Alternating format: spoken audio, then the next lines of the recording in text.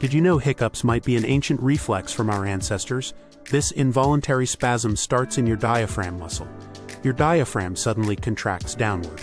Then your vocal cords abruptly snap shut just 35 milliseconds later. This rapid closure creates the familiar hic sound. It's all controlled by a reflex arc involving vagus and phrenic nerves. This arc's central unit is in the brainstem. One theory proposes hiccups helped early suckling mammals. This reflex expelled swallowed air, preventing bloating.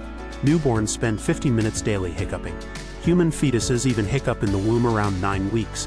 This could be practicing breathing or suckling coordination. Common triggers include eating fast or carbonated drinks. So your annoying hiccup may be an evolutionary throwback.